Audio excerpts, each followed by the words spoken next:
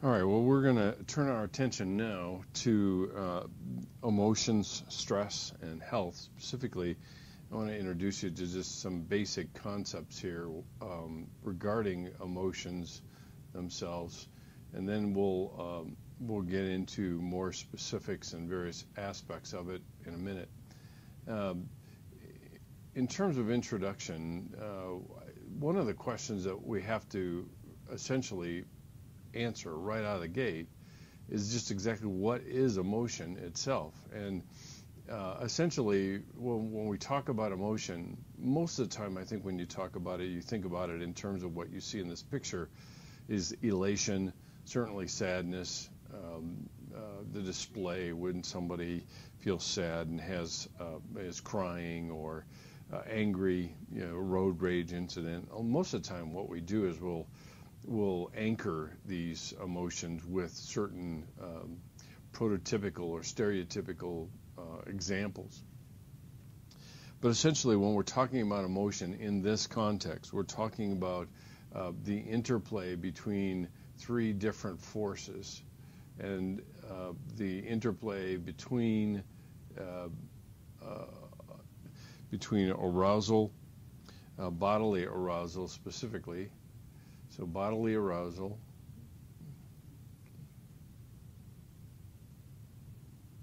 that's one.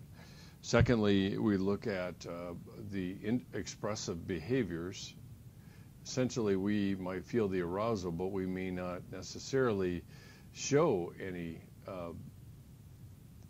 display, depending really on where we are. And then the last interplay, or last force, if you will, is our actual conscious experience of it. Oftentimes we can have facial expressions that betray something that we may not be entirely aware of, simply because we're not monitoring it. So three specific things that we're talking about here: actual bodily arousal, expressive behaviors, and then conscious experience.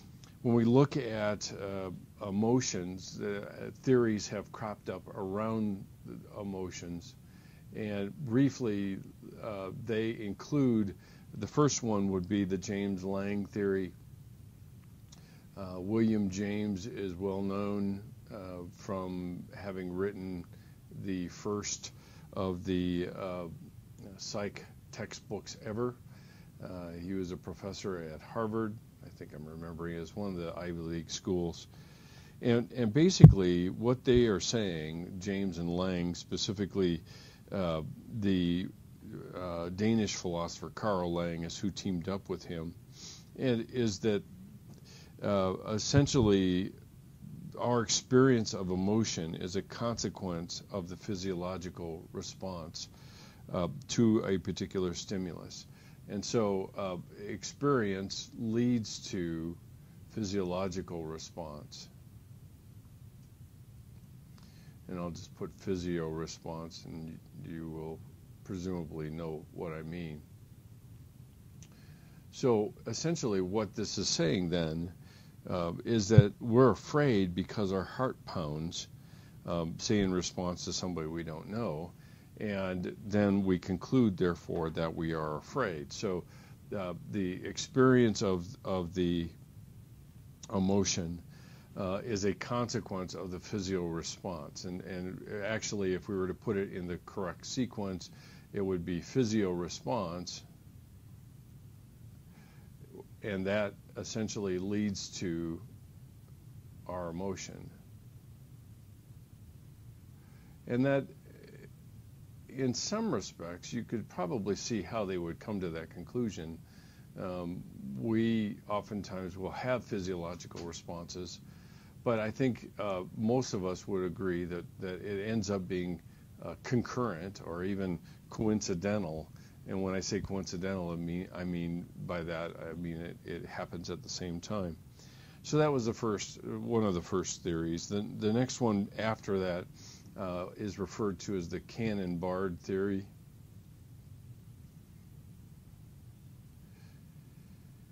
And Canon, on the other hand, proposes that the physiological response and our emotional experience occur simultaneously, and that may be a little closer to what we're talking about. So physio and emotional experience, emotion, I'll just do that as a shorthand, occur simultaneously. And I think generally for most of us, we would probably look at that and say that certainly is closer than the James Lang theory. Let me get my A closed there. And so heart pounding and fear occur basically at the same time, and one doesn't cause the other. They happen at exactly the same time. And that held sway for a long time, but essentially the one thing that is missing here that is not seen is a cognitive component to it.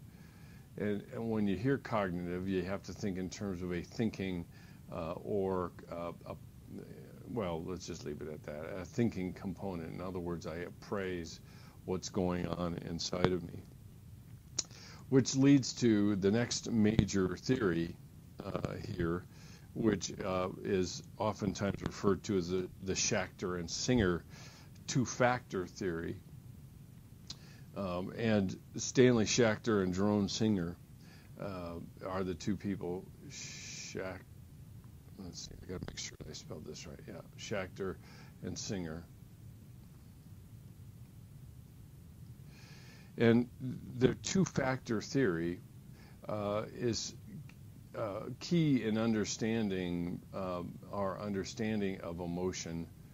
And it's always answering the question, why? I mean, when we have emotions, why do we feel the way we do?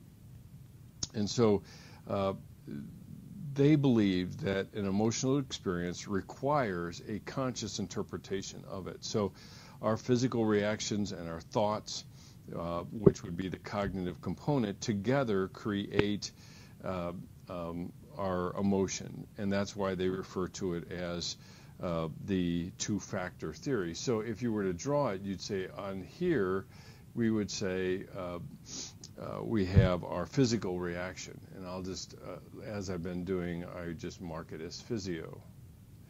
And on this factor, we would look at it as our cognition, and you can call it thoughts in this case.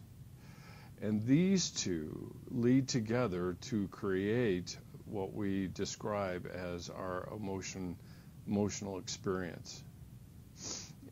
And that is a component part or a two-factor theory. And to explore this, essentially, they looked at the effect of what they referred to as the spillover effect. And we see examples of this all around the world, particularly even around soccer games in other countries where it is such a heightened level of emotion and physiological response and arousal because of a particular athletic event, and then it spills over into rioting and violent confrontations. And that's some of the backdrop to